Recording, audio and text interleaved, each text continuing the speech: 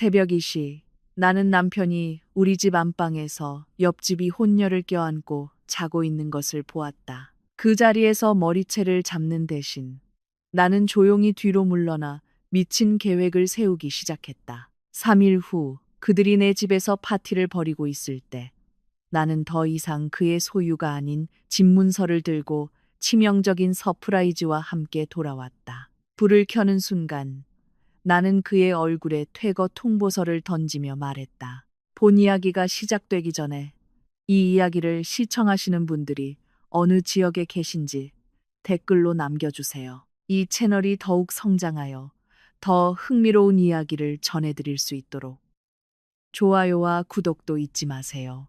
내 현대 아반떼 대시보드의 디지털 시계는 새벽 1시 15분을 가리키고 있었다. 오후부터 내리던 이슬비는 젖은 아스팔트에 가로등 불빛을 반사했고 한적해지기 시작한 서울의 거리를 비추고 있었다. 몸이 부서질 것 같았다.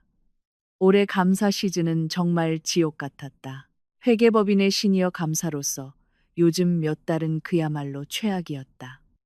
눈은 따갑고 머리는 망치로 맞는 것처럼 지끈거렸다. 평소 같았으면 이렇게 늦게 귀가할 때 남편 민준에게 연락했겠지만 마지막 고객 미팅 때 휴대폰 배터리가 완전히 나가버렸다. 솔직히 충전기를 찾을 기력도 없었다. 내가 원하는 건 오직 하나, 푹신한 침대, 두꺼운 이불, 그리고 남편의 따뜻한 품이었다. 나는 차를 몰아 서울 남부 외곽에 위치한 우리 아파트 단지 정문으로 들어섰다. 일 분위기는 고요했다. 경비실 아저씨는 의자에 앉아 졸고 계셨다. 나는 C동 401호를 향해 천천히 차를 몰았다. 우리가 3년 전부터 함께 대출금을 갚아나가고 있는 미니멀한 스타일의 그 집. 집은 어두웠다. 새벽이니 당연했다. 민주는 분명 깊이 잠들어 있을 것이다. 나는 자동 차단기 리모컨을 눌렀다. 쇠 차단기가 부드러운 소리를 내며 천천히 올라갔다. 나는 민준의 현대 산타페 SUV 옆에 차를 주차했다. 싼 무거운 노트북 가방을 들고 차에서 내리는 순간 무언가 이상한 점을 발견했다.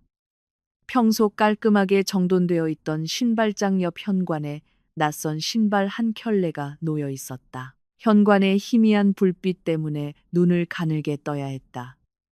가까이 다가갔다. 그것은 한 켤레의 하이힐이었다. 약간 촌스러워 보이는 금색 끈 장식이 달린 버건디 색상의 하이힐, 굽은 뾰족하고 높았다. 가벼운 방문이 아닌 파티에나 어울릴 법한 신발이었다. 졸음으로 느리게 뛰던 내 심장이 갑자기 빠르게 펌프질하기 시작했다. 누구 거지? 나도 모르게 중얼거렸다. 내 목소리는 갈라져 있었다. 보고서의 이상 징후를 찾는데 익숙한 감사의 논리적인 뇌가 빠르게 회전하기 시작했다. 손님인가 시어머니는 아닐 것이다. 어머니는 항상 건강 샌들이나 플랫 슈즈를 신으신다. 내 여동생, 지금 부산에서 대학을 다니고 있다. 민준의 직장 동료. 이 새벽에 머릿속의 두통이 순식간에 사라졌다. 대신 목덜미부터 발끝까지 차가운 기운이 퍼져나갔다.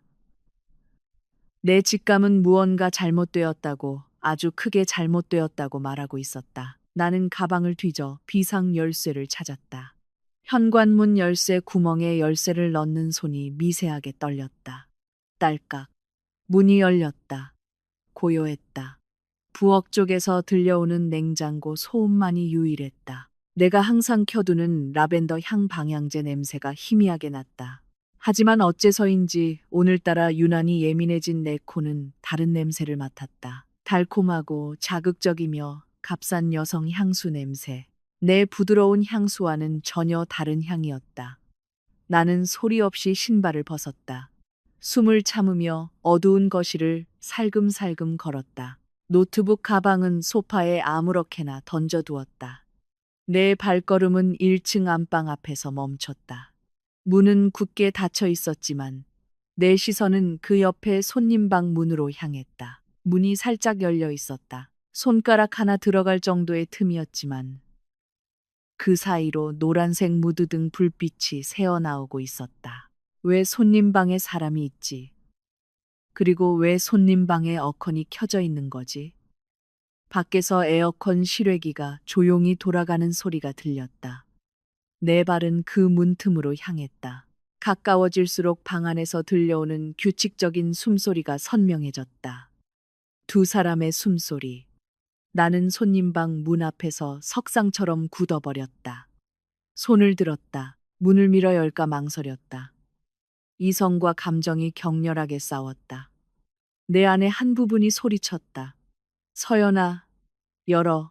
당장 들이닥쳐. 하지만 내 커리어를 성공으로 이끌었던 또 다른 부분이 차갑게 속삭였다. 확실히 해. 섣불리 움직이지 마. 증거를 봐. 나는 아주 천천히 문을 밀었다. 지난주에 기름칠을 한 경첩은 아무 소리도 내지 않았다. 틈이 넓어졌다. 내 눈앞에 펼쳐진 광경은 단 몇 초 만에 내 세상을 무너뜨렸다. 침대 위, 반쯤 거친 이불 아래에 남편 민준이 깊이 잠들어 있었다. 그는 상의를 입지 않은 채 가슴을 규칙적으로 오르내리고 있었지만 혼자가 아니었다. 그의 옆, 민준의 넓은 가슴에 머리를 기댄 채 한 여자가 잠들어 있었다. 옥수수색으로 염색한 긴 머리카락이 그녀의 얼굴 일부를 가리고 있었다. 여자의 손은 남편의 허리를 소유하듯 감싸고 있었고, 오늘 아침 출근 전에 내 머리를 쓰다듬어 주던 바로 그 민준의 손은 여자의 어깨를 단단히 감싸고 있었다. 그들은 마치 일상적인 일인 양 친밀하고 편안하게 서로를 껴안고 있었다.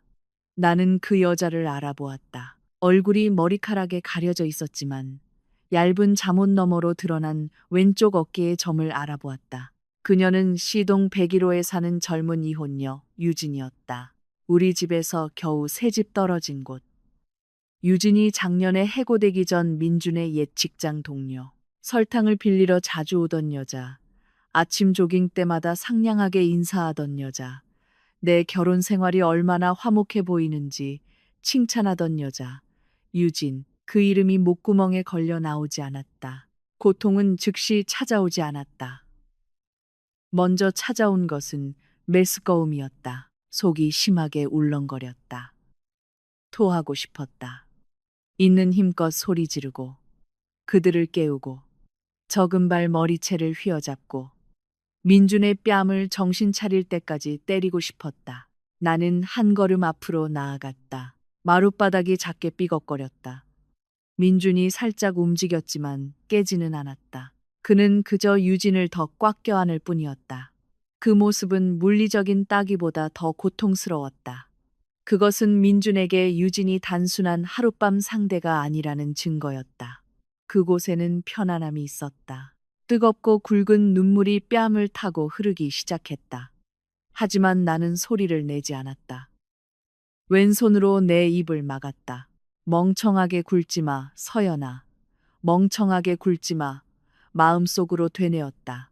지금 소리치면 넌 그냥 히스테리 부리는 아내가 될 뿐이야. 그들은 사과할 거고, 민주는 애원할 거고, 넌 혼란스러워질 거야. 무기가 필요해. 떨리는 오른손으로 작업복 바지 주머니를 뒤져 휴대폰을 꺼냈다. 다행히 배터리가 2% 남아 있었다. 아까 차에서 잠시 충전된 덕에 잠시 켤 수 있었다. 나는 카메라 모드를 켰다. 플래시를 끄고 셔터 소리를 껐다. 휴대폰을 들어 그 둘을 조준했다. 찰칵. 한 장의 사진. 무드등 불빛 아래 그들의 얼굴이 선명하게 보였다. 찰칵 두 번째 사진. 서로를 껴안고 있는 그들의 손. 찰칵. 세 번째 사진. 침대 옆 바닥에 흩어져 있는 속옷들. 세 번째 사진을 찍은 직후 휴대폰이 완전히 꺼졌다. 화면은 검게 변했다. 신의 계시였다.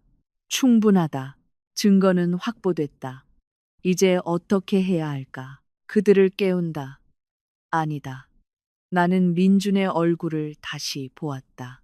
지난 5년간 내가 사랑했던 얼굴. 내가 믿었던 얼굴. 갑자기 그 얼굴이 낯설고 역겹게 느껴졌다. 지금 들이닥치면 나는 아직 준비가 되지 않았다. 그들의 관계가 얼마나 깊은지 몰랐다. 민준이 저 여자에게 무엇을 주었는지 몰랐다. 내 재정 상황도 파악하지 못했다. 감사로서 나는 황금률 하나를 알고 있었다. 모든 데이터를 손에 넣기 전에는 용의자와 대면하지 마라. 나는 조용히 그 방을 빠져나와 내가 들어왔을 때와 똑같은 틈만 남기고 문을 다시 닫았다. 소파에 있던 노트북 가방을 챙기고 현관에서 신발을 다시 신었다. 밖에서 현관문을 잠갔다. 다시 차에 올라 운전석에 앉았다. 몸이 추워서가 아니라 충격으로 떨렸다. 나는 어두운 차 안에서 10분 동안 소리 없이 울며 손이 아플 때까지 핸들을 내리쳤다. 울음이 그치자 나는 눈물을 닦았다. 백미러를 보았다. 눈은 충혈되었지만 내 시선은 단단해지기 시작했다. 나는 시동을 걸어 내 집 마당에서 차를 후진시켰다. 나는 단지를 빠져나와 주차 공간이 넓은 가까운 24시간 편의점을 찾았다. 새벽 5시까지 차에서 잠을 잘 것이다. 내일 아침 나는 다시 집으로 돌아갈 것이고 연극은 시작될 것이다. 그들의 연극이 아닌 나의 연극이. 아침 7시 하늘은 이미 밝았다. 나는 다시 주차장에 차를 세웠다. 이번에는 일부러 차단기를 열면서 경적을 한 번 울렸다. 나왔어 라는 신호였다. 버건디색 하이힐은 현관 옆에 없었다. 잘 됐다. 유진은 분명 새벽에 뒷문으로 도망쳤거나 옆담을 넘었을 것이다. 그녀는 차고에 내 차가 없는 것을 보고 잠에서 깼을 때 반쯤 죽을 뻔했을 것이다. 아니면 내가 아직 집에 오지 않았다고 생각했을지도. 나는 일부러 피곤한 표정을 지으며 집으로 들어갔다. 물론 그 피로는 진짜이기도 했다. 여보, 내가 불렀다. 민준이 부엌 쪽에서 나타났다. 그는 흰색 반팔 티셔츠와 반바지를 입고 있었다. 머리는 젖어 있었고 막 샤워를 마친 듯했다. 그의 얼굴은 상쾌했다. 예전에는 내 마음을 녹이던 환한 미소가 그에게 있었다. 지금 그 미소는 내게 공포 영화의 삐에로 가면처럼 보였다. 왔어. 자기야? 민준이 나에게 다가와 팔을 벌려 안으려 했다. 나는 숨을 참았다. 나는 그가 나를 안게 내버려 두었다. 그의 비누 향이 강했지만 그의 피부에 희미하게 남아있는 유진의 값싼 향수 냄새를 가리기에는 역부족이었다. 아니면 그냥 내 환각일까? 아니다. 배신당한 여자의 후각은 절대 틀리지 않는다. 미안해, 오빠. 어젯밤에 너무 졸려서 휴게소 차 안에서 잠들었어. 운전할 힘이 없더라. 핸드폰은 또 꺼졌고 내 거짓말. 그 문장은 너무나 부드럽게 흘러나왔다. 어이구. 길에서 자면 얼마나 위험한데. 민주는 매우 설득력 있는 걱정스러운 목소리로 말했다. 그는 내 이마에 키스했다. 친구한테 충전기를 빌리든가 하지 그랬어. 어젯밤에 너 기다리느라 걱정했잖아. 거짓말. 내 마음속이 외쳤다. 넌 날 기다리지 않았어. 넌 옆집 여자랑 뒹구느라 바빴지. 응, 미안. 아침은 먹었어? 나는 물었다. 천천히 그의 품에서 빠져나왔다. 나는 가방에서 노트북을 꺼내는 척하며 바쁘게 굴었다. 아니, 이제 막 커피 타려던 참이야. 김치볶음밥 해줄까? 너 엄청 피곤하겠다. 민준이 제안했다.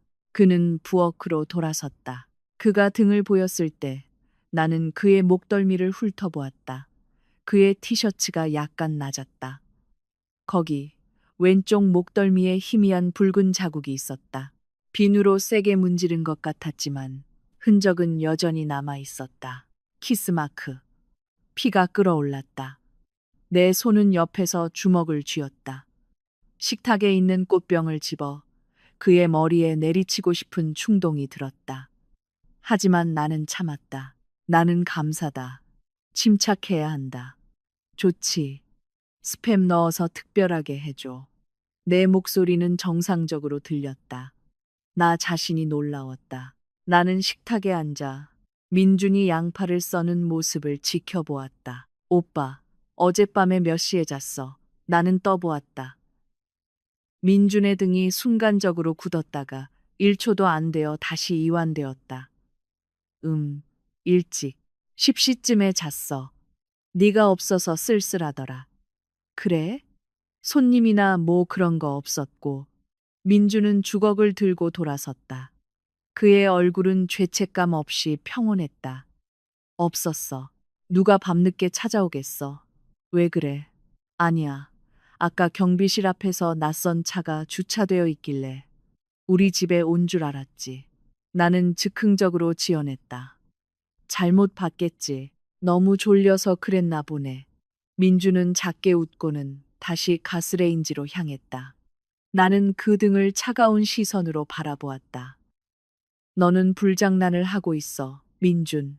그리고 내가 휘발유를 들고 있다는 걸 모르고 있지. 그날 아침 식사는 내 인생에서 가장 힘든 식사였다. 남편이 바로 우리 집에서 바람을 피운 후에 만들어준 김치볶음밥을 삼켜야 했다. 한 숟갈 한 숟갈이 모래를 삼키는 것 같았다. 민주는 회사 프로젝트가 순조롭게 진행되고 있다는 이야기, 차 휠을 바꾸고 싶다는 계획에 대해 계속 이야기했다. 나는 고개를 끄덕이며 머릿속으로 계획을 세웠다. 증거 확보, 재정 상태 확인. 임신은 절대 안 돼. 다행히 우리 나이를 미루고 있었지. 그들을 뿌리까지 박살내버리겠어. 오늘 밤엔 야근 안 해. 나는 힘들게 밥을 다 먹고 말했다. 집에서 영화나 보자. 좋아. 민준이 재빨리 대답했다. 내가 치킨이랑 맥주 사올게. 그는 안심한 듯 보였다. 그는 자신이 안전하다고 생각했다. 그의 범죄가 완벽하게 은폐되었다고 생각했다. 그는 자기 회사 최고의 감사가 자신의 인생을 감사하고 있다는 것을 몰랐다. 그날 오후 4시 30분경 나는 앞 베란다에서 화초에 물을 주고 있었다. 야근이 없다면 주말에 하는 내 일과였다. 민주는 샤워 중이었다. 갑자기 아파트 현관문이 살짝 열렸다. 안녕하세요, 서연 언니. 명랑한 목소리가 들렸다. 나는 고개를 돌렸다. 그녀였다. 유진. 그녀는 몸매가 드러나는 약간 타이트한 홈웨어 원피스를 입고 있었다. 얼굴에는 옅은 화장과 핑크빛 립스틱을 발랐다. 금발머리는 포니테일로 묶여 있었다. 그녀는 냅킨으로 덮인 접시를 들고 있었다. 유진 씨. 안녕하세요. 나는 인사했다. 나는 억지로 미소를 지었다. 이웃 간의 예의 바른 미소. 심장이 세차게 울렸지만 나는 억지로 두 발을 굳건히 버텼다. 언니, 제가 오늘 시루떡을 좀 많이 만들어서요. 언니랑 민준 오빠 드시라고 좀 가져왔어요. 그녀가 문 너머로 접시를 내밀며 말했다. 나는 수도꼭지를 잠그고 다가가서 그 여자의 눈을 쳐다보았다. 그녀의 눈은 반짝이고 상냥하고 순수했다. 정말 대단한 연기자였다. 그 눈에는 죄책감이라고는 조금도 없었다. 불과 15시간 전에 그녀는 내 손님 방에서 내 남편을 껴안고 잤는데도 말이다. 와, 일부러 이렇게까지. 고마워요. 유진 씨, 나는 접시를 받았다. 웬일로 떡을 다 만들었어요? 네, 그냥 심심해서요. 할 일도 없고요. 그녀는 작게 웃으며 대답했다. 그녀의 눈은 열린 집안 문 쪽을 힐끗 쳐다보았다. 마치 민준의 모습을 찾는 것 같았다. 민준 오빠 있어요, 언니. 있어요. 지금 샤워 중인데. 나는 태연하게 대답했다. 왜요? 불러줄까요? 아니요. 그녀는 재빨리 말했다. 아마 내 앞에서 너무 적극적으로 보이는 게 두려웠을 것이다. 안부나 전해주세요. 아, 맞다. 서연 언니 어제 야근하셨죠? 어젯밤에 차가 없는 것 같던데? 함정 질문. 그녀는 내가 정말로 어젯밤에 집에 오지 않았는지 확인하고 있었다. 나는 비스듬히 미소 지었다. 네, 유진 씨. 야근이 너무 심해서요. 회사 근처 호텔에서 잤어요. 운전하기 너무 피곤해서요. 유진의 어깨가 살짝 내려갔다. 그녀는 안심했다. 그녀는 내 미끼를 물었다. 서연 언니 정말 고생이 많으시네요. 뼈 빠지게 일하시고 그녀는 가짜 동정심이 섞인 목소리로 말했다. 너무 무리하지 마세요, 언니. 그러다 남편분 외로워해요. 남자들은 무시당하면 밖에서 관심 찾으려고 하잖아요. 피가 머리 꼭대기까지 끌어올랐다. 감히 나에게 결혼 생활에 대한 조언을 하다니. 상간녀가 내게 남편이 바람 피우지 않도록 조언을 하고 있었다. 이건 정말 엄청난 뻔뻔함의 경지였다. 걱정 마세요, 유진 씨. 나는 그녀의 눈동자를 똑바로 쳐다보며 대답했다. 민준 씨는 의리 있는 사람이에요. 절대 바람 같은 거 안 피워요. 만약에 바람을 피운다 해도 나는 분명히 알 거예요. 아내의 직감은 정말 날카롭거든요. 시체 냄새는 아무리 잘 숨겨도 다 나게 되어 있어요. 유진의 미소가 살짝 흔들렸다. 그녀의 눈에 순간적인 공황이 스쳤지만 그녀는 재빨리 어색한 웃음으로 그것을 덮었다. 그렇긴 하죠, 언니. 그럼 저 먼저 가볼게요. 요리가 타겠어요. 그녀는 돌아서서 자기 집으로 빠르게 걸어갔다. 나는 살기 어린 시선으로 그녀의 등을 바라보았다. 그 떡이나 실컷 먹어라. 나는 속으로 중얼거렸다. 나는 떡을 가지고 들어왔다. 부엌의 쓰레기통을 지나면서 나는 망설임 없이 접시의 내용물을 모두 쓰레기통에 쏟아부었다. 접시는 마치 치명적인 바이러스에 오염된 것처럼 뜨거운 물과 과도한 양의 주방 세제로 담가 놓았다. 나는 더 많은 증거가 필요했다. CCTV. 우리 단지는 각 길모퉁이에 CCTV가 있었지만 접근 권한은 경비실에 있었다. 명확한 이유 없이는 녹화 영상을 요청할 수 없었다. 하지만 잠깐만, 우리 앞집 김 선생님. 지난달에 차 사이드미러를 도둑 맞은 후로 길 쪽을 비추는 개인 CCTV를 막 설치하셨다. 김 선생님의 CCTV는 분명 우리 집 현관을 비추고 있을 것이다. 나는 즉시 김 선생님께 카카오톡 메시지를 보냈다. 안녕하세요, 김 선생님. 저녁 시간에 죄송합니다. 혹시 부탁 좀 드려도 될까요? 어젯밤 10시부터 새벽 3시까지의 CCTV 녹화 영상 좀 볼 수 있을까요? 어젯밤에 도착했어야 할 택배가 없어서요. 택배 기사님은 현관 앞에 두었다고 하시는데 정말 기사님이 오셨는지 확인하고 싶어서요. 감사합니다, 선생님. 고전적이지만 그럴듯한 핑계였다. 15분 후 김 선생님이 답장했다. 안녕하세요, 서연 씨. 그럼요.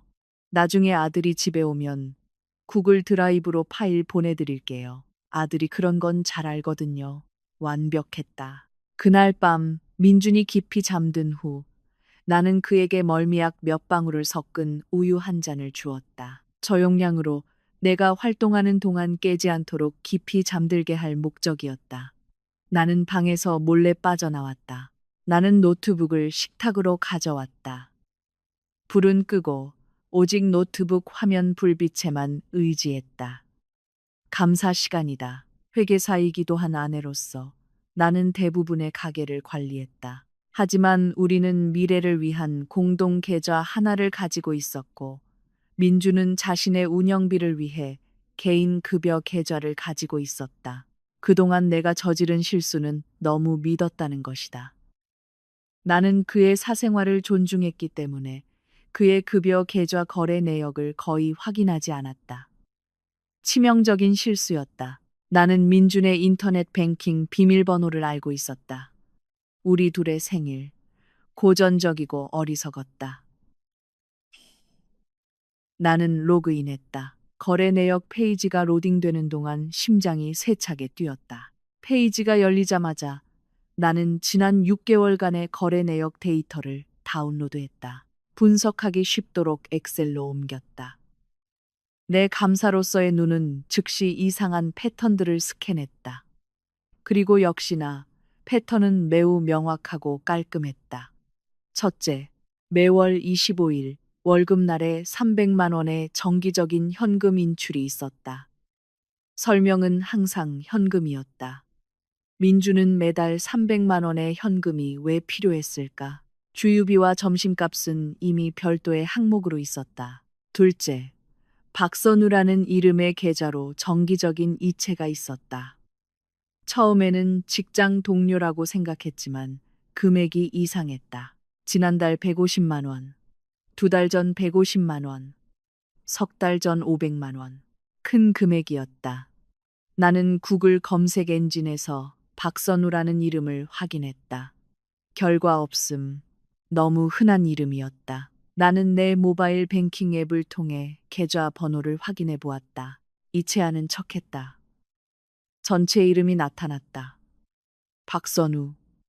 문득 생각나는 것이 있었다. 유진이 예전에 단지 모임에서 자기 남동생 이름이 선우이고 지금 서울에서 대학을 다니고 있다고 스치듯 말한 적이 있었다. 박선우, 빙고. 민주는 유진의 남동생 학비를 대주거나 유진에게 직접 추적되지 않도록 남동생 계좌를 통해 송금하고 있었다. 하지만 나를 가장 숨막히게 만든 것은 석 달 전의 거래였다. 한 부동산 회사로 일 500만 원이 이체된 것. 가딩마스 세자테라라는 회사였다. 나는 그 회사 이름을 검색했다. 그것은 마포 지역에 있는 그린뷰 오피스텔 관리 회사였다. 일 500만 원. 그것은 스튜디오 타입 오피스텔을 6개월 또는 1년 동안 임대하기에 딱 맞는 금액이었다. 그래서 그들은 아지트가 있었다. 이 집으로는 부족했던 것이다. 내가 출장을 가지 않을 때 사랑을 나눌 안전한 장소가 필요했던 것이다. 내 손은 키보드 위에서 주먹을 쥐었다. 이 화면의 숫자들은 단순한 통계가 아니었다. 이것은 측정 가능한 배신의 증거였다. 우리가 주택 대출을 더 빨리 갚거나 미래를 위한 저축에 쓸 수 있었어야 할 돈. 그 돈을 민주는 옆집 이혼녀의 생활비를 대고 불륜의 장소를 빌리는데 사용하고 있었다. 눈물은 더 이상 나오지 않았다. 남은 것은 뼛속까지 시린 냉기뿐이었다. 민준에 대한 내 존경심은 0이 되었다. 내 사랑은 제로 변했다. 나는 모든 증거를 저장했다. 스크린샷, 엑셀 파일, 모든 것을 다중 비밀번호로 보호된 내 개인 클라우드 드라이브에 숨겨진 폴더에 넣었다. 그때 김 선생님 아들에게서 이메일 알림이 왔다. CCTV 녹화 영상, 구글 드라이브 링크. 나는 차가운 손으로 그것을 열었다. 4시간짜리 영상. 나는 새벽 3시 30분으로 빨리 감았다. 흑백 화면에 우리 집 현관이 보였다. 55분, 옆에 작은 문이 열렸다. 한 여성이 살금살금 우리 집에서 나왔다. 유진이었다. 그녀는 바로 집으로 가지 않았다. 현관에서 잠시 서 있었다. 그러자 민준, 내 남편이 나타났다. 그들은 현관에서 포옹했다. 열린 공간에서 민주는 유진의 이마에 오랫동안 키스했다. 그러자 유진은 길을 건너 자기 집으로 작게 뛰어갔다. 민주는 사랑에 빠진 10대처럼 손을 흔들고는 문을 닫았다. 나는 천천히 노트북을 닫았다. 숨이 가빴다. 시각적 증거가 있다. 재정적 증거가 있다. 목격자는 나 자신. 이제 나는 필요한 모든 탄약을 갖추었다. 하지만 나는 지금 그것을 터뜨리지 않을 것이다. 그들에게는 너무 쉬운 일이다. 지금 내가 이혼 소송을 제기하면 민주는 여전히 직업이 있고 이 집의 절반에 대한 권리가 있고 공동 재산이 있고 유진은 기꺼이 그를 받아줄 것이다. 그들은 내 고통 위에서 행복하게 살 것이다. 아니, 그것은 정의가 아니다. 나는 민준을 아무것도 없는 상태로 만들어야 한다. 0, 심지어 마이너스. 나는 유진이 내 것을 건드린 것을 후회하게 만들어야 한다. 나는 법적 전략을 위해 전문가의 도움이 필요했다. 내일 나는 자산 분쟁 전문 변호사가 된 대학 동기 지훈에게 연락할 것이다. 민준, 유진, 얼마 남지 않은 너희들의 아름다운 시간을 즐겨라. 왜냐하면 곧 겨울이 올 것이고 내가 그 폭풍이 될 테니까. 월요일 서울은 평소보다 더 무덥게 느껴졌다. 점심시간. 나는 평소처럼 회사 구내식당에 가지 않았다. 밖에서 급한 고객 미팅이 있다는 핑계를 대고 나는 차를 몰아 신사동의 한적한 카페로 향했다. 그곳은 조용하고 어둑하며 재즈 음악이 부드럽게 흘러나왔다. 비밀 이야기를 나누기에 완벽한 장소였다. 방구석, 안경을 쓴 단정한 정장 차림의 남자가 이미 기다리고 있었다. 지훈, 내 대학 동기이자 지금은 꽤 존경받는 가사 및 자산 분쟁 전문 변호사 중 한 명이다. 오랫동안 만나지 못했지만 그는 오늘 아침 내 긴급 메시지에 즉시 응답했다. 서연아, 오랜만이다. 그가 상냥하게 인사했지만 내 얼굴을 보자 그의 미소는 사라졌다. 두꺼운 화장으로 가렸지만 내 몰골이 말이 아니라는 것을 알았다. 다크서클은 거짓말을 못한다. 괜찮아? 아까 전화 목소리가 심상치 않던데. 나는 본론으로 들어갔다. 자리에 앉아 설탕 없는 블랙커피를 주문한 다음 가방에서 아이패드를 꺼냈다. 말없이 그에게 아이패드를 건넸다. 화면에는 민준의 계좌 거래 내역 스캔본, 손님 방에서 찍은 사진들, 그리고 김 선생님에게서 받은 CCTV 영상이 표시되어 있었다. 지우는 말없이 보았다. 변호사로서 그는 수천 건의 이혼 사건을 보았을 것이다. 그의 표정은 평온하고 전문적이었다. 하지만 민준이 유진과 현관에서 포옹하는 영상을 볼 때 그의 턱이 굳어지는 것을 보았다. 개자식, 지훈이 작게 중얼거렸다. 그는 아이패드를 테이블에 내려놓았다. 민준이라니, 너희 결혼식 때 정말 순진해 보였는데. 사람은 변해. 지훈아, 아니면 가면이 이제야 벗겨진 거겠지. 나는 차갑게 대답했다. 나는 그 쓴 커피를 한 모금 마셨다. 이혼하고 싶어. 하지만 평범한 이혼은 싫어. 지우는 나를 날카롭게 쳐다보았다. 그의 변호사 모드가 켜졌다. 알았어. 이 증거는 간통을 이유로 한 이혼 소송에서 이기기에 충분하고도 남아. 아이가 있다면 양육권을 가져오고 위자료도 청구할 수 있어. 하지만 재산 분할에 관해서는 우리 법은 혼전 계약서가 없는 한 결혼 기간 동안 취득한 자산에 대해 50대 50으로 나누게 되어 있어. 너희는 있어? 나는 고개를 저었다. 없어. 그래서 너한테 온 거야. 집, 차, 저축 모두 민준 이름이나 공동 명의로 되어 있어. 하지만 대부분의 돈은 내 월급이 더 많아서 내가 낸 거야. 50대 50으로 나누면 그는 여전히 그 여자랑 흥청망청 놀 돈이 생길 거야. 난 싫어, 지훈아. 단 1원도 주기 싫어. 지훈은 의자에 등을 기댄 채 손가락으로 테이블을 두드렸다. 지금 소송을 걸면 자산은 동결되고 반으로 나뉜 거야. 그게 표준 시나리오야. 표준 시나리오는 싫어. 나는 그가 그 집에서 몸만 빠져나가길 원해. 입고 있는 옷만 가져. 내 눈은 지훈을 똑바로 쳐다보았다. 법적인 허점이 있을 거야. 마치 내가 얼마나 멀리 갈 용기가 있는지 재는 것 같았다. 그러다 그의 입가에 옅은 미소가 번졌다. 전쟁에서 이기는 방법을 아는 교활한 변호사의 미소였다. 있어. 그가 천천히 말했다. 헌법재판소 판결에 따라 혼인관계 중에도 혼인계약을 체결할 수 있게 됐어. 혼인 중 재산 분할 계약 말이야. 이혼 목적이라는 걸 알면 민준이 서명하지 않을 거야. 내가 반박했다. 이혼 때문이라고 말하지 마. 지훈이 재빨리 말을 가로챘다. 이걸 자산구조 조정으로 만들어. 민준이나 너의 입장이 파산하거나 국가에 압류될 위기에 처했다는 시나리오를 만들어. 너희 재산을 구하는 유일한 방법은 모든 것을 한 사람, 즉 내 이름으로 이전하고 재산 분할 계약을 맺어 채권자나 법이 그 자산을 건드릴 수 없게 하는 것이라고 그를 설득해. 내 머리는 이 전략을 소화하기 위해 빠르게 회전했다. 기발한 아이디어였다. 나는 머릿속에서 퍼즐을 맞추기 시작했다. 그가 재산 분할과 모든 자산을 내 이름으로 이전하는 데 동의하면 법적으로 그 자산은 내 개인 소유가 되는 거야. 더 이상 공동 재산이 아니지. 지훈이 말을 이었다.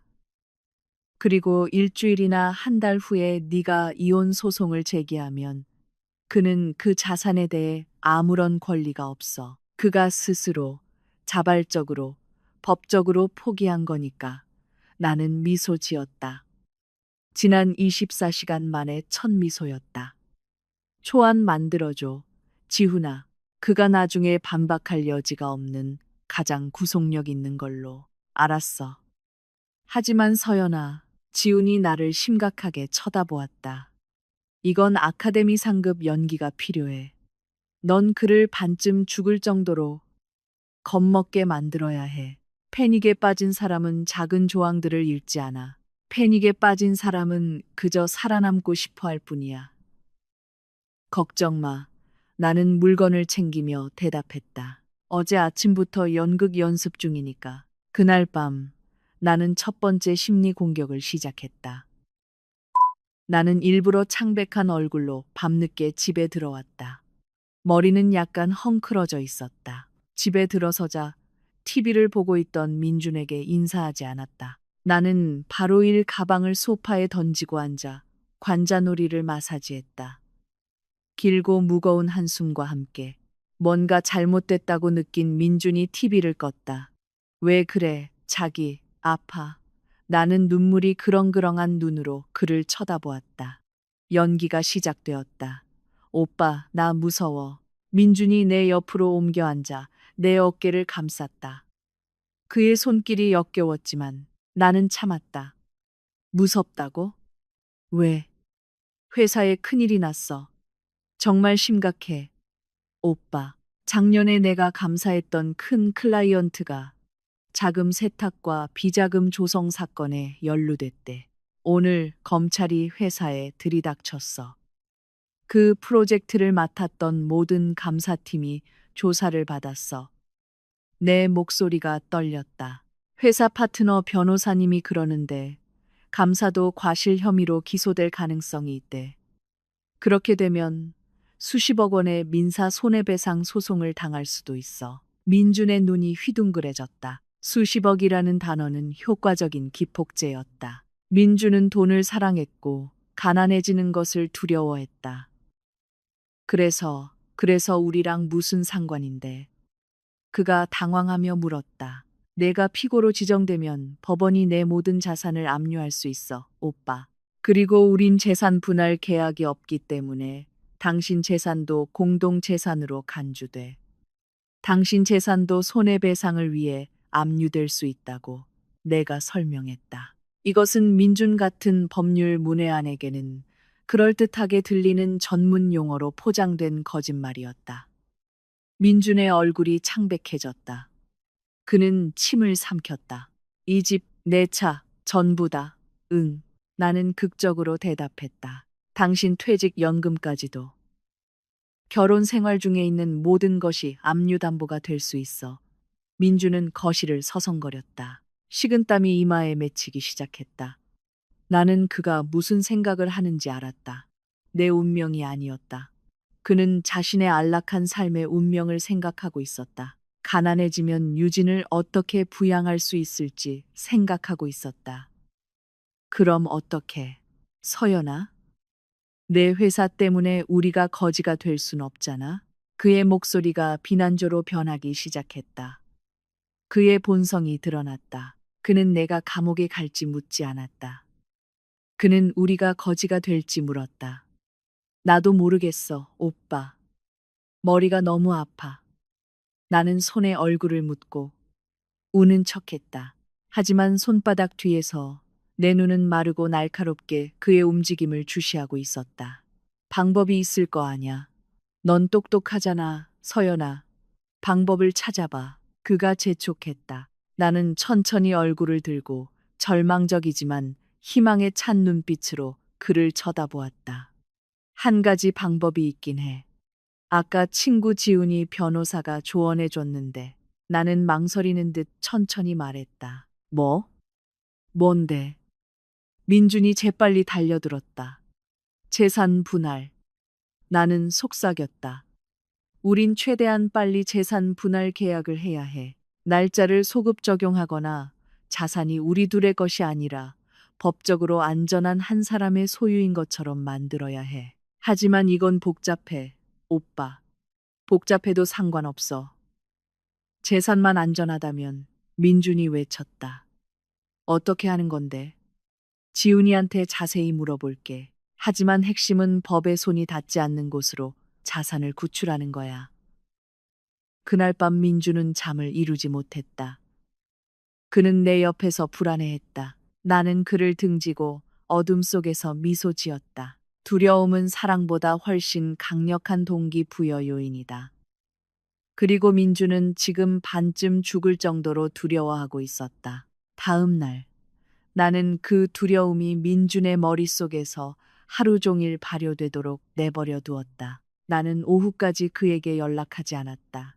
집이 압류되고 허름한 월세방에서 사는 상상을 하게 내버려 두었다. 저녁 식탁에서 나는 갈색 서류 봉투를 꺼냈다. 지훈과 함께 준비한 가짜 서류 봉투였다. 안에는 계약서, 초안이 들어 있었다. 오빠, 지훈이랑 얘기해봤어. 내가 입을 열었다. 순식간에 분위기가 조용해졌다. 민주는 숟가락을 내려놓았다. 어떻게 됐어? 그러니까 가장 큰 위험은 나한테 있어. 감사보고서에 서명한 사람이 나니까. 사건 파일에 내 이름이 기재되어 있거든. 나는 심각한 목소리로 설명했다. 지훈이 조언은 내가 소송을 당했을 때 우리 자산이 손댈 수 없도록 하려면 모든 자산의 소유권을 이전해야 한다는 거야. 누구한테 이전하는데? 부모님? 민준이 물었다. 안 돼. 부모님께 하면 증여세가 많이 나오고 절차도 오래 걸려. 배우자한테 해야 해. 내가 말했다. 여기서 핵심이다. 나는 논리를 뒤집어야 했다. 하지만 배우자한테 하면 똑같이 공동재산이잖아. 민준이 혼란스러워하며 물었다. 아, 그래서 재산 분할 계약이랑 같이 해야 하는 거야. 나는 서류 봉투에서 초안 종이를 꺼냈다. 시나리오는 이래. 우리는 오늘부터 우리 재산이 분리된다는 계약을 맺는 거야. 오빠 재산은 오빠 거고, 내 재산은 내 거야. 민주는 이해하려는 듯 고개를 끄덕였다. 문제는 내가 계속했다. 자산이 오빠 이름으로 남아 있어도 오빠 입장도 안전하지 않다는 거야. 우리가 부부 사이기 때문에 채권자들이 여전히 추적할 수 있어. 나는 깊은 숨을 내쉬고 성스러운 희생의 표정을 지었다. 지훈이에 따르면 가장 안전한 유일한 방법은 모든 자산을 일단 내 이름으로 이전하는 거야. 하지만 재산 분할 계약서에 그것이 증여나 그런 종류의 것이기 때문에 압류에서 제외되는 자산이라고 명시하는 거지. 법률 용어가 좀 복잡해. 요점은 집과 차명의를 내 이름으로 바꾸고 오빠가 나한테 빚이 있다는 공증 증서를 만드는 거야. 마치 그 자산이 빚의 담보인 것처럼. 그렇게 하면 외부인이 압류할 수 없어. 왜냐하면 그 자산은 우리 내부의 채무 분쟁 중에 있으니까. 이것은 매우 복잡하고 실제로는 법률 전문가에게는 말이 안 되는 법적 허튼 소리였지만 일반인에게는 매우 정교하게 들렸다. 요점은 그가 명예 이전에 동의하게 만드는 것뿐이었다. 그래서 이 집이 내 명의가 된다고? 민준이 의심스럽게 물었다. 서류상으로만, 오빠. 외부 감사관이랑 법원을 속이기 위해서. 내가 설득력 있게 말했다. 폭풍이 지나가고 2년 후에 다시 오빠 이름으로 돌려놓거나 계약서를 찢어버리면 돼. 나는 민준의 차가운 손을 잡았다. 나는 우리 미래를 구하기 위해 이러는 거야, 오빠. 우리가 힘들게 모은 게 그냥 나라에 뺏기는 거 싫어. 하지만 오빠가 날 못 믿겠다면 그냥 포기하고 압류 통지서나 기다리자. 나는 그의 손을 놓고 서류를 정리하는 척했다. 어쩌면 처음부터 다시 시작하는 게 우리 운명인가 봐. 내 후퇴 움직임에 민주는 당황했다. 아, 아니야. 그러지 마. 서연아. 믿어. 널 믿어. 넌 내 아내잖아. 그 말은 아이러니하게 들렸다. 그는 내가 그를 속이고 있을 때 나를 믿었지만 내가 진심으로 그를 사랑했을 때 그는 나를 배신했다. 정말이야, 오빠. 정말이야. 자산만 안전하다면 그가 단호하게 대답했다. 좋아. 그럼 내일 반차 내고 지훈이 협력 법무사 사무실에 가자. 집 등기부랑 자동차 등록증명에 이전 처리하자. 비용은 내 저축으로 낼게. 미끼를 물었다. 낚싯바늘이 박혔다. 다음 날 아침, 나는 일부러 더 일찍 출근했다. 하지만 나는 그 갈색 서류 봉투를 식탁에 두고 갔다.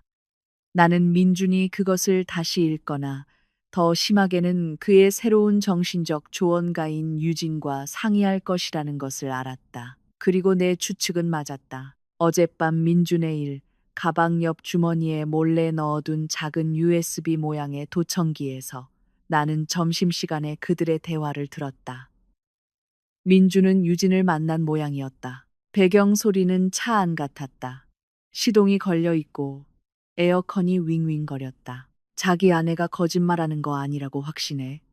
유진의 앙칼진 목소리가 들렸다. 확신해. 유진아, 어젯밤에 무서워서 울고불고 난리도 아니었어. 얼굴도 창백하고, 그리고 뉴스에서도 비자금 사건이 시끄러우니 말이 돼. 민준이 대답했다. 멍청이.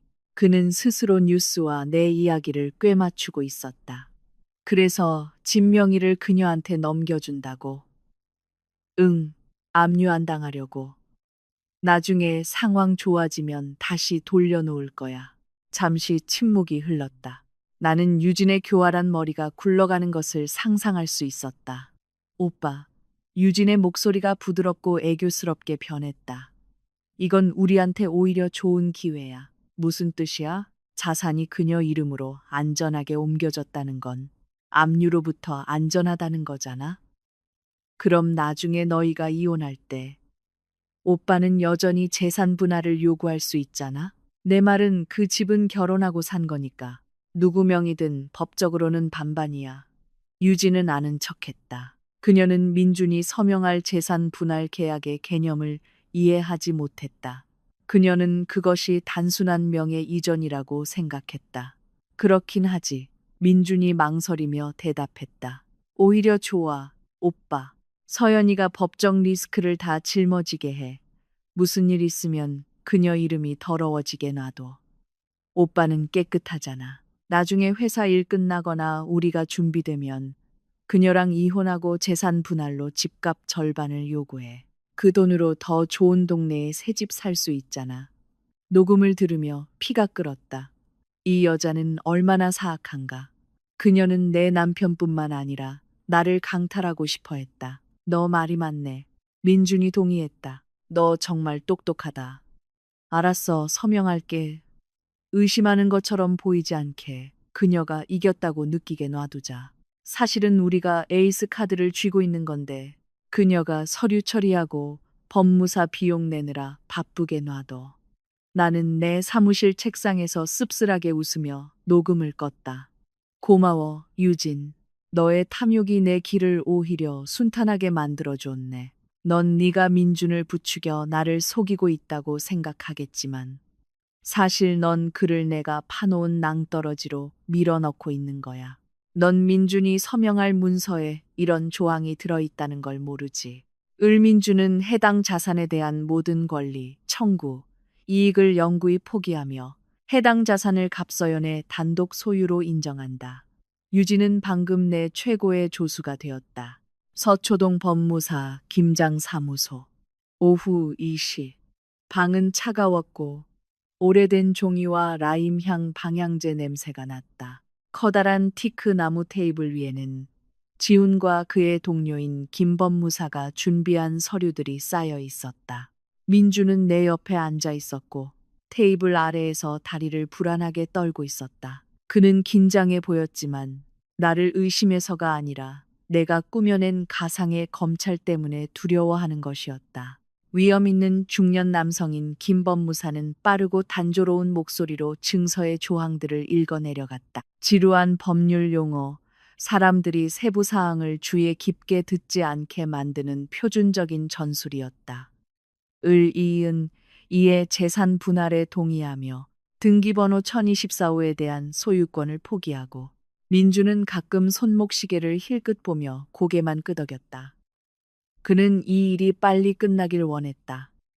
자, 민준 씨, 서연 씨, 여기, 그리고 여기에 서명해 주세요. 인감도장과 함께요. 김 법무사가 무거운 금색 펜을 내밀며 말했다. 민준이 펜을 집었다. 그는 잠시 종이를 쳐다보았다. 숨막히는 침묵의 순간이 흘렀다. 내 심장이 잠시 멈췄다. 그가 알아차렸을까? 그가 절대적 권리 포기에 관한 제4조 조항을 읽을까? 갑자기 민준의 휴대폰이 테이블 위에서 진동했다. 메시지가 도착했다. 화면이 켜졌다. 나는 힐끗 보았다. 발신인 유진. 내용. 힘내. 오빠. 우리 계획 잊지 마.